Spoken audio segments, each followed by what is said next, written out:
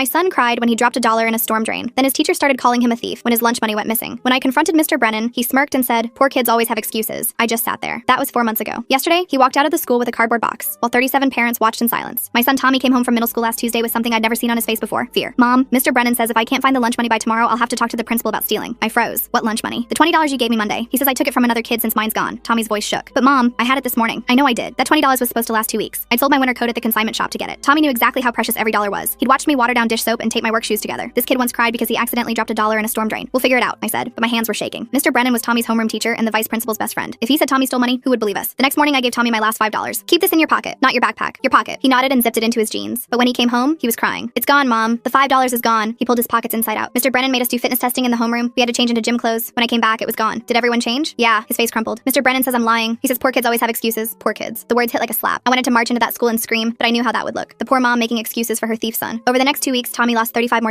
always on days when Mr. Brennan made them change for surprise fitness tests or leave bags outside for locker inspections. Other kids started avoiding Tommy. Someone's parent had spread the word that he was suspected of stealing. I started picking up extra shifts, destroying my back waitressing until 2 a.m. just to replace the money that kept vanishing. But it wasn't about the money anymore. Tommy stopped eating lunch even when he had money. "People watch me," he whispered. "They think I'm going to steal their food." Then came the day that almost broke us. I got a call at work from the school nurse. Tommy had fainted in PE. When I arrived, he was gray-faced on the cot. The nurse pulled me aside. "Mrs. Miller, when was the last time Tommy ate?" "He has lunch money," I said, confused. "He hasn't eaten lunch in 8 days. He tells me he's not hungry," but she lowered her voice. "Is everything okay at home? Financially?" They thought I wasn't feeding my child. My knees went weak. "He has money. I make sure he has money." That night, Tommy finally broke down completely. "Mom, I hide in the bathroom during lunch. Everyone thinks I'm a thief. Mr. Brennan told the other teachers to watch me. Even the janitor follows me around." He looked at me with hollow eyes. "Maybe we should just move. Start over somewhere." We couldn't afford to move. We could barely afford rent. But seeing my son disappear into himself, afraid to exist in spaces he had every right to occupy, something snapped in me. I called in sick the next day and parked across from school. When I saw Tommy's class heading to surprise fitness testing, I slipped inside. Their clothes were on their desks, just like Tommy said. And there was Mr. Brennan, going through pockets, methodically, efficiently, taking cash from jeans and tucking it into his designer wallet. My phone camera caught everything. Mr. Brennan, the teacher who drove a Tesla and wore $1,000 sneakers, stealing lunch money from kids who needed it. But here's the thing about being poor. When I took the video to the principal, he said it wasn't clear enough. When I went to the school board, they said I needed more evidence. When I posted it online, they threatened me with a lawsuit for defamation. Other parents started reaching out, 7 families, all struggling financially, all with kids in Mr. Brennan's homeroom, all missing money on the same days. But we were food service workers and house cleaners and single parents. Who was going to believe us over the beloved teacher who ran the robotics club? I finally called a reporter at the local news. She was interested until she learned Mr. Brennan's wife was the district superintendent's daughter. The story died. Meanwhile, Tommy got thinner, quieter. He stopped raising his hand in class, stopped trying out for things. "Why bother?" he said. "Everyone knows what I am." The breaking point came when I found Tommy's piggy bank smashed on his bedroom floor. $43 scattered on the carpet. His birthday and Christmas money. "For lunch," he said frantically. "So you don't have to work extra shifts. So you can sleep. So you can eat dinner too." My 12-year-old was trying to feed me with his birthday money because a teacher was stealing from him and calling him a thief. Inside me, a storm was brewing. So while he tried to pick up his coins, my mind started racing at a million miles per hour. They thought they could rob my son for fun and get away with it, but that couldn't be further from the truth. I spent the next 3 days watching, not just at school, but everywhere. I followed Mr. Brennan to the grocery store where he loaded organic steaks into his cart. I sat in the parking lot of the country club where he played golf every Saturday. I documented his designer clothes, his expensive watch, the new iPhone he pulled out every few minutes. The other parents from our group started doing the same. Maria, whose daughter lost her birthday money, took photos of Brennan's house renovations. James, a night janitor at the hospital, tracked Brennan's weekend trips to the casino. We weren't stalking. We were building a case that no one could ignore. But Brennan must have sensed something. That Thursday, Tommy came home with a note. Mr. Brennan wanted a parent conference about Tommy's behavioral issues. The meeting was scheduled for the next morning, during my shift at the diner. Missing work meant losing tips I desperately needed, but I had no choice. I arrived at school in my best clothes, which weren't much. Brennan sat behind his desk in a suit that probably cost more than I made in a month. The principal sat beside him, arms crossed. Brennan started immediately, explaining how concerned he was about Tommy's pattern of dishonesty. He had prepared a folder documenting every supposed incident, times Tommy had been seen near other students' backpacks, days money had gone missing from various classrooms, a log of Tommy's suspicious behavior. It was all fabricated, but it looked official, professional. The principal nodded along, already convinced. I tried to explain about the video, about the other families, but Brennan smoothly interrupted. He suggested I was coaching Tommy to lie, that my financial stress was affecting my judgment. He recommended counseling for both of us. Then he delivered the real blow. If these thefts continued, they would have to involve Child Protective Services. The threat hung in the air like poison. They could take my son away. I left that meeting shaking. In the parking lot, I called Maria. Her daughter had been moved to a different class that morning. No explanation. James texted that his son was suddenly facing detention for dress code violations that had never been enforced before. Brennan was systematically targeting our children. That night, I held Tommy while he sobbed. He begged me to just pay Mr. Brennan, to give him whatever he wanted so it would stop. My beautiful, honest boy was willing to let a thief extort us just to have peace. I started recording everything. Every interaction, every incident, every penny that disappeared. The other parents did the same. We met in secret at Maria's apartment, comparing notes and building timelines. The pattern was clear. Brennan targeted the poorest families, the ones least likely to be believed or have resources to fight back. But we discovered something else. Brennan wasn't just taking lunch money. He was using his position to recommend his wife's tutoring services to struggling students. Services that cost hundreds of dollars and mysteriously never improved grades. He was running a whole operation, and we were just the latest victims. The next week, things escalated. Tommy's locker was randomly searched 3 times. Each time, Brennan claimed to find something suspicious. A pen that looked like another student's. A library book Tommy had definitely checked out himself. Brennan was planting evidence. Other kids started bullying Tommy openly. They called him Thief Tommy in the halls. Someone put a fake security camera sticker on his desk. During group projects, students would dramatically guard their belongings when he walked by. Brennan watched it all with a satisfied smile. I tried everything. I wrote letters to the school board. I contacted the teachers union. I even reached out to legal aid, but they said without concrete proof of theft, there was nothing they could do. The video I had wasn't enough. Brennan's connections protected him at every turn. Meanwhile, my son was disappearing. He stopped talking at dinner. His grades dropped. He asked if he could be homeschooled, but I worked 2 jobs. When would I teach him? With what materials? Brennan knew exactly how trapped we were. The breaking point came during Spirit Week. There was a fundraiser where kids could pay to throw pies at teachers. Tommy had saved coins from finding them on the street, excited to participate in something fun for once. But when he got to school, his money was gone again. This time, Brennan accused him of stealing from the fundraiser itself. The principal called me at work. They were suspending Tommy pending an investigation. 3-day suspension for a 12-year-old who had never been in trouble before. I had to leave my shift early, losing half a day's pay, to pick up my devastated son. How does someone become so mean to kids who already have so little? The way Mr. Brennan picks the exact families who work the hardest. Waitresses, cleaners, single parents. It's like he studied who would be easiest to hurt. That night, our parent group met again. We were all at our breaking point. Maria's daughter was having panic attacks. James's son refused to go to school. Another mother, Patricia, had started sending her kid with no money at all, packing just crackers for lunch to avoid the thefts. We knew we needed something dramatic, something that couldn't be ignored or covered up. That's when Patricia mentioned her nephew worked in IT at the school district. He had access to the security systems, including classroom cameras that were supposedly broken in Brennan's room. They weren't broken. Brennan had simply told administration they were, and no one had checked. Patricia's nephew couldn't give us the footage directly, but he could ensure the cameras were working for one specific day. We planned carefully. Each parent would send their child with marked bills, not just regular money, but bills with specific serial numbers we had recorded. We would photograph the money before school and document exactly where kids put it. Then we would wait. The day came. 7 kids with marked money, all in Brennan's homeroom, all documented. I kissed Tommy goodbye that morning, promising him this would be over soon. He looked at me with eyes too old for his age and nodded. I watched Tommy walk into school that morning, his shoulders hunched like he was carrying the weight of the world. The marked $20 bill was tucked deep in his front pocket, safety pinned to the inside. We'd taken photos from every angle, documenting the serial number, the pin, everything. By 10:30, my phone buzzed. Maria's text made my heart sink. Her daughter's money was already gone. The safety pin had been cut clean through. 10 minutes later, James reported the same thing. Then Patricia. One by one, our carefully marked bills vanished during Brennan's mandatory desk organization time, where students had to step into the hallway while he inspected their workspace for cleanliness. But something went wrong with the cameras. Patricia's nephew called her in a panic. The system had mysteriously gone offline that morning. A technical glitch, according to the IT department. No footage existed of Brennan's room during the crucial time period. I sat in my car outside the school, gripping the steering wheel until my knuckles went white. We'd been so careful, so sure this would work. But Brennan was always one step ahead. That afternoon, I picked up Tommy early for a dentist appointment. He climbed into the car with red-rimmed eyes. The $20 was gone, just like we'd expected. But worse, Brennan had pulled him aside afterward. He told Tommy that he was concerned about his escalating behavior and would be recommending him for the district's special behavioral program, a program that would put a permanent mark on his academic record. I drove straight to Maria's apartment. The other parents were already there, defeat written on their faces. We'd failed. Again. Patricia's nephew had been written up for unauthorized access to school systems and was facing suspension from his job. Someone had tipped off his supervisor about his willingness to help us. James slammed his fist on the table, making everyone jump. His son had come home with a black eye. Some kids had cornered him at recess, calling his dad a liar and a troublemaker. The playground monitor had been conveniently looking the other way. We sat in silence, each of us wrestling with the same terrible thought. Maybe we should just give up, transfer our kids, move away, let Brennan win. But then Maria's daughter walked in from school. She was clutching a crumpled piece of paper. Another kid had slipped it to her at lunch. It was a note from a student in Brennan's class from 3 years ago. The family had moved away, but the kid wanted us to know we weren't crazy. The same thing had happened to them. They'd tried to fight it. They'd lost. The note included something else. A name. Mrs. Chen, a retired teacher who'd worked with Brennan before he'd married the superintendent's daughter. She might talk to us. I found Mrs. Chen at the community garden the next morning. She was a small woman with careful eyes who studied me for a long moment before inviting me to sit on a bench between the tomato plants. She listened to my story without interrupting, her face growing more troubled with each detail. When I finished, she stared at her hands for a long moment. Then she told me about Brennan's first year teaching, how he'd started small, $1 here, $5 there, always from the kids whose parents worked multiple jobs, always the ones who couldn't afford to make waves. She tried to report it once. The next day, her contract wasn't renewed. Budget cuts, they'd said, but she gave me something valuable, a pattern. Brennan always escalated near the end of the school year. He'd push harder, take more, because he knew families would rather endure a few more weeks than fight a losing battle. And he always picked one family to make an example of, to show the others what happened when you pushed back. This year, that family was mine. I thanked Mrs. Chen and drove home with my mind racing. We had 2 weeks until school ended, 2 weeks to find a way to stop this. But Brennan was already moving against us. The next day, I got a call from my manager at the diner. Someone had phoned in a complaint about me, said I'd been rude, that I'd messed up their order. My manager knew it was false, but corporate required him to document it. A few more complaints and I'd be on probation. Tommy came home that afternoon with his backpack torn. Someone had grabbed it in the hallway, ripping the strap clean off. When he'd tried to tell a teacher, she'd brushed him off. Kids will be kids, she'd said. But Tommy had seen her exchange a look with Brennan afterward. Our parent group met again that night, this time at James's house. Everyone had a story. Maria had been randomly selected for an audit at her cleaning job. Patricia's landlord had received an anonymous complaint about noise from her apartment. James's supervisor at the hospital had suddenly started questioning his time cards. Brennan wasn't just protecting himself, he was actively destroying us. We were about to give up when Patricia's daughter spoke up. She'd been sitting quietly in the corner, supposedly doing homework, but she'd been on her phone, scrolling through social media. She showed us her screen, a TikTok video from a kid at another school. He was talking about a teacher who'd stolen from him. The comments were full of similar stories, kids from all over sharing their experiences. None of them mentioned names or schools. They were too scared, but the pattern was there. This wasn't just happening in our district, it was everywhere, and people were starting to talk about it. That gave me an idea. We couldn't fight Brennan through official channels. He had too much protection, but we could tell our story. Not to reporters or school boards, but to the people who might actually listen. Other parents, other kids, the ones who were going through the same thing but felt alone. I stayed up all night writing. Not an accusation or a rant, but our story. How it started, how it escalated, how we'd tried to get help. I changed names, left out identifying details, but kept the truth of what was happening. The systematic targeting, the gaslighting, the way poverty was used as a weapon against us. I posted it on a parenting forum the next morning. Within an hour, it had 50 comments. Parents sharing similar experiences. Teachers admitting they'd seen colleagues do this but hadn't known how to stop it. By lunch, it had been shared to other forums. Someone cross-posted it to Reddit. The stories kept pouring in, but I'd made a mistake. I'd mentioned the Tesla, the designer clothes, the casino trips, details that were too specific. By afternoon, someone had figured out what school we were talking about. Brennan's name started appearing in the comments. My phone rang during my shift. It was the principal. He was furious. How dare I spread lies about one of their best teachers? He threatened lawsuits, restraining orders, immediate expulsion for Tommy. I hung up on him and immediately called the other parents. We needed to meet now, but when I got to Maria's apartment, she was crying. Her daughter hadn't come home from school. She'd called the office. They said she'd been picked up by her father, Maria's ex-husband, the one who'd lost custody 3 years ago, the one who wasn't supposed to know where they lived. Someone had called him, told him where to find his daughter, given him the school schedule. Maria was frantically calling the police while her hands shook. The rest of us sat in stunned silence. This had gone too far, way too far. While we waited for news about Maria's daughter, my phone buzzed with notifications. The forum post had exploded. Thousands of shares, hundreds of stories, but also threats, messages calling me a liar, comments saying I deserved what was happening. Someone had found my Facebook profile and posted my work schedule at the diner. James grabbed my phone and started deleting everything he could, but it was too late. The internet had taken our story and run with it. Some people believed us, others thought we were grifters trying to destroy an innocent teacher. The truth was getting lost in the noise. Maria's daughter was found an hour later. Her ex had taken her her for ice cream and dropped her back at school, confused about why he'd been called. He had no idea who'd contacted him. The police couldn't do anything since technically no crime had been committed, but the message was clear. Brennan could reach our children whenever he wanted. I pulled Tommy out of school the next day, told them he was sick. He sat at the diner with me, doing homework in a corner booth while I served coffee and tried not to panic. The other parents did the same. Empty desks in Brennan's classroom. Brennan somehow disabled security cameras, intercepted marked bills through safety pins, and got an IT helper suspended. This guy's running a more sophisticated operation than most bank heists I've seen in movies. A silent protest that nobody would acknowledge, but Brennan wasn't done. That afternoon, a social worker showed up at the diner. Someone had reported that I was keeping my child out of school without cause, that I was denying him education. She was kind but firm. Tommy needed to be in school tomorrow or she'd have to open an investigation. I wanted to scream, to explain everything, but I could see it in her eyes. She'd already been briefed. Another unstable parent making excuses for their troubled child. Nothing I said would change her mind. That night, I sat with Tommy at our kitchen table. We had 7 days of school left. 7 days of hell. I told him he could stay strong for one more week, that we'd figure something out over the summer. Maybe I could get a second job, save enough to move, start fresh somewhere new. But Tommy shook his head. He pulled out his phone and showed me something. A video he'd recorded at school. Kids in the hallway, whispering about the forum post, about Brennan, about how their money had gone missing too, but their parents hadn't believed them, or hadn't cared, or had been too scared to say anything. The video was shaky, recorded in secret, but the voices were clear. Kid after kid sharing their story. Not just from Brennan's current class, but from previous years. A hidden epidemic that everyone knew about but nobody discussed. Tommy looked at me with those two old eyes. He wanted to post it, to add to the conversation online, to show that it wasn't just angry parents making accusations, that the kids knew the truth too. I thought about Maria's daughter, about the social worker, about all the ways this could go wrong. But I also thought about Mrs. Chen, forced into retirement for speaking up, about all the families who'd moved away rather than fight, about the kids who'd learned that adults could steal from them and face no consequences. We uploaded the video together. Tommy's hands were steady as he typed a caption. No accusations, no names, just kids know more than adults think. We see everything. We remember everything, and we're not staying quiet anymore. Within minutes, his phone was buzzing with notifications. Other kids from school had found it. They were sharing their own stories in the comments, creating their own videos. A grassroots movement of 12-year-olds who were tired of being called liars. The next morning, I sent Tommy to school with no money, nothing to steal. But he walked in with his head high for the first time in weeks. He wasn't alone anymore. Half his class had seen the videos, they knew the truth, and they were watching Brennan with new eyes. I went to work expecting the worst, more complaints, maybe termination. But instead, my manager pulled me aside. His daughter went to Tommy's school. She'd had money go missing too. He'd thought she was being careless. Now he wasn't so sure. He told me my job was safe, that he'd handle any suspicious complaints personally. Throughout my shift, I kept checking my phone. The videos were spreading. Not viral, but steady. Parents were starting to ask questions. Teachers were paying attention. The narrative was shifting. It wasn't about one angry mom anymore. It was about a pattern, a system, a problem that needed solving. But Brennan was adapting too. When I picked up Tommy that afternoon, he told me about the new rules. No phones allowed in class. Random backpack searches for contraband. Anyone caught recording would face immediate suspension. The walls were closing in. That evening, our parent group met one last time. We were exhausted, scared, but also strangely hopeful. The conversation had started. People were listening. Maybe not the officials, not the people with power, but the community. The parents who'd been too afraid to speak up. The kids who'd been silenced for too long. We made a plan for the last week of school. We'd document everything. Every interaction, every incident, every small abuse of power. Not for the authorities who'd already failed us, but for the court of public opinion. For the parents who needed to know what was happening. For the kids who deserved better. Patricia's nephew, despite his work troubles, had given us one last gift. A list of every family whose child had been in Brennan's homeroom over the past 5 years. Contact information he'd pulled before losing his access. We divided up the names. We'd reach out quietly, share our story, see if others would share theirs. The response was overwhelming. Family after family with the same experience. Money missing, kids blamed, parents dismissed. Most had stayed quiet, moved on, tried to forget, but they remembered, and they were angry. By Thursday, we had statements from 37 families. Not official complaints, just parents telling their truth. We compiled them into a single document. No editorializing, no accusations. Just story after story of the same pattern, the same targeting, the same protection from above. I spent Friday morning formatting everything, making it readable, accessible, something that could be shared and understood. Tommy helped, his 12-year-old tech skills far surpassing mine. Together, we created something powerful. Not proof in a legal sense, but truth in a human one. As I drove Tommy to school for the last day before the weekend, I felt something I hadn't experienced in months. Hope. We might not win in the traditional sense. Brennan might keep his job, the system might protect him, but the community knew, the parents knew, the kids knew, and knowledge was its own kind of power. Tommy grabbed his backpack, that broken strap held together with duct tape. He turned to me before getting out of the car. His smile was small but real. Whatever happened next, we'd fought back. We'd refused to be silenced. We'd found others like us and stood together. The weekend stretched ahead. 2 days to finalize our document, to prepare for whatever came next, to steel ourselves for the last week of school, the final push in a battle we'd never asked for but couldn't walk away from. I watched Tommy disappear into the building, my phone already buzzing with messages from other parents, stories still pouring in, connections being made, a network of families who'd been isolated in their struggles now finding strength in numbers. Monday morning arrived with an ominous email from the school. Tommy was being placed on a behavioral contract. Any infractions, no matter how minor, would result in immediate expulsion. The contract required my signature before he could return to class. I drove to the school with the document our parent group had compiled tucked in my bag. 37 families, years of theft, all documented, but I knew better than to show it to the principal. Not yet. Brennan was waiting in the office when I arrived, that satisfied smile playing at his lips. He watched as I signed the contract, my hands steady despite the rage burning in my chest. Tommy sat beside me, shoulders hunched, accepting his fate with the resignation of someone who'd learned the world wasn't fair. But something had shifted over the weekend. The videos Tommy and other kids had posted were creating ripples. Parents who'd never spoken up before were starting to ask questions. Teachers who'd looked the other way were beginning to pay attention. That afternoon, Brennan made his next move. Tommy's desk was searched in front of the entire class. Brennan pulled out a calculator that belonged to another student, holding it up like evidence in a courtroom. The other kids watched in silence, but I heard later from Maria that several of them had recorded it on their phones, hidden under desks and in backpacks. Tuesday brought more escalation. Brennan announced a new policy for his homeroom. All students would need to empty their pockets at the beginning of class, for safety reasons, he claimed, to prevent theft. The irony wasn't lost on anyone, but the kids were learning too. They started carrying decoy wallets with fake money. They coordinated bathroom breaks so someone was always watching the classroom. They developed a system of hand signals to warn each other when Brennan was approaching their desks. Patricia's daughter created a shared document where kids could report missing money in real time. Within hours, it had dozens of entries, not just from Brennan's current students, but from kids who'd had him in previous years. The pattern was undeniable. Wednesday morning, I got a text from James. His son had found something in the school's online gradebook. Every student who'd reported missing money had received lower grades in Brennan's class. Every family who'd complained had seen their children's marks drop. It was subtle, but systematic. I spent my lunch break at the diner creating a visual timeline. Dates of theft, amounts taken, grade changes, behavioral reports. When laid out chronologically, it painted a clear picture of retaliation and control. That evening, our parent group made a decision. We wouldn't wait for the last day of school. We wouldn't let Brennan continue his psychological torture for 3 more days. We would act now. I stayed up all night preparing. Not angry rants, answer accusations, but a simple presentation of facts, screenshots of the kids' videos, the timeline of thefts and grade changes, testimonies from 37 families, Mrs. Chen's statement about Brennan's history. Thursday morning, I uploaded everything to a simple website. Nothing fancy, just the truth, laid out clearly for anyone who wanted to see it. I shared the link in the school's parent Facebook group with a simple message about concerns regarding classroom management and student property. The response was immediate. Parents who'd been silent started sharing their own experiences. Teachers from other schools chimed in with similar stories. The post was shared and reshared, not because it was sensational, but because it was familiar, because it resonated with something many had experienced but never named. By noon, the school's phone lines were jammed, not with reporters or media, but with parents. Tommy's turning middle school into a spy movie with decoy wallets and hand signals while parents build spreadsheets like they're preparing for the world's most boring revolution. Who knew fighting injustice required this much Excel? Angry parents, concerned parents, parents who wanted answers about why their children's lunch money had been disappearing, parents who suddenly understood why their kids had been coming home hungry. Brennan tried to maintain control. He held an impromptu assembly for his homeroom, lecturing about the dangers of spreading false information online. But the kids weren't buying it anymore. They sat in stony silence, some discreetly recording his increasingly frantic warnings. The principal called me that afternoon, his tone very different from our previous conversations. He wanted to meet, to discuss the situation, to find a resolution. I agreed, but only if the other parents could attend, all of them. Friday morning, the school parking lot was fuller than I'd ever seen it. Not just our original group of 7, but dozens of families. Parents who'd kept quiet for years, parents who'd moved their kids to different schools rather than fight, parents who'd believed their children were careless with money until they'd seen our documentation. The meeting was held in the cafeteria. Brennan sat at the front table with the principal and 2 school board members who'd been hastily summoned. His designer suit looked less impressive when faced with a room full of working parents who'd sacrificed to replace stolen lunch money. I presented our evidence calmly. No accusations, no drama, just facts, dates, amounts, patterns. The school board members grew increasingly uncomfortable as the scope became clear. This wasn't about a few missing dollars. This was about years of systematic theft from the most vulnerable families. Other parents stood up to share their stories. Maria talked about her daughter's panic attacks. James described his son's black eye. Patricia revealed how her family had survived on ramen for a week to replace stolen money. Story after story of children blamed, parents dismissed, families struggling in silence. Brennan tried to respond, to explain, to deflect, but his words fell flat. The evidence was overwhelming. The community had finally found its voice, and that voice was saying enough. The school board members huddled in whispered conference. The principal's face had gone pale. Brennan's confident smile had long since faded. The room waited in tense silence. Finally, the board president stood. She announced that Brennan would be placed on immediate administrative leave pending a full investigation. His classroom would be monitored. All grades would be reviewed. Any families who had documented losses could submit claims for reimbursement. But more importantly, she apologized. To the children who hadn't been believed. To the parents who'd been dismissed. To the families who'd suffered in silence. It wasn't enough. Could never be enough. But it was acknowledgement. It was a start. As the meeting ended, something beautiful happened. Kids who'd been keeping their distance from Tommy started approaching him, apologizing, admitting they'd known something was wrong but hadn't known what to do. The fake security camera sticker was peeled off his desk. The whispers in the hallway stopped. Brennan left the building carrying a cardboard box. His Tesla no longer a symbol of success, but of shame. Parents watched from the parking lot, not celebrating but witnessing. This wasn't about revenge. It was about protection. About ensuring no other child would go hungry while their teacher counted stolen lunch money. Over the following days, the truth continued to emerge. Brennan's wife quietly discontinued her tutoring services. The principal announced new policies for classroom monitoring and financial transparency. The district implemented mandatory training on recognizing and reporting suspicious behavior. Tommy returned to school on Monday walking taller than he had in months. His classmates greeted him differently, not as a thief, but as someone who'd stood up to injustice. He ate lunch in the cafeteria for the first time since the accusations began, surrounded by kids who finally understood what he'd endured. Our parent group continued meeting, but now in the open. We created a support network for families facing similar situations. We shared resources for recognizing financial abuse in schools. We made sure no family would face this alone again. The money Brennan had stolen was gradually returned through the district's emergency fund. It wasn't much to some, but to families like ours, it meant groceries, gas, dignity. It meant our children could participate in school activities without shame. I kept working my shifts at the diner, but something had changed. Customers who'd heard about our story left bigger tips. My manager adjusted my schedule so I could attend school board meetings. The community that had seemed indifferent had simply been unaware. Tommy started raising his hand in class again. He tried out for the science fair team and made it. He helped other kids create their own documentation systems, teaching them to protect themselves and each other. He learned that speaking truth to power was possible, even for a 12-year-old kid from a poor family. The other families began healing too. Maria's daughter started sleeping through the night. James's son returned to his confident self. Patricia's family shared a real meal together for the first time in weeks. Small victories that meant everything. Mrs. Chen sent me a card. Inside, she'd written simply that she was proud of us for doing what she couldn't, for refusing to be silenced, for protecting the next generation of vulnerable kids. As the school year ended, I thought about how differently it had concluded than I'd imagined during those dark weeks. We hadn't needed lawyers or reporters or viral fame. We needed each other. We needed courage. We needed the simple power of truth told collectively. Tommy and I still struggled financially. I still taped my shoes and watered down dish soap. But we'd learned something valuable. That poverty wasn't shameful. That being vulnerable didn't mean being powerless. That sometimes the smallest voices, when raised together, could topple the tallest giants. The last day of school, Tommy cleaned out his locker with a smile. No more hidden money. No more false accusations. No more fear. Just a kid looking forward to summer, knowing he'd return in the fall to a safer place. A place where lunch money was just lunch money, not a weapon used against the poor. That evening, I watched Tommy play basketball with neighborhood kids, his laughter carrying across the courtyard. He'd survived. We'd survived. And in surviving, we'd change things. Not dramatically, not completely, but enough. Enough to matter. Enough to make a difference. Enough to ensure no other child would endure what he had. The document we'd created became a template for other parent groups. The videos the kids had made inspired others to speak up. The network we'd built grew stronger. Change happened slowly, imperfectly, but it happened. One family, one school, one community at a time. Thanks for coming along while I tried to make sense of it all. Definitely one of those stories that gets your brain spinning. Like the video, it helps more than you think.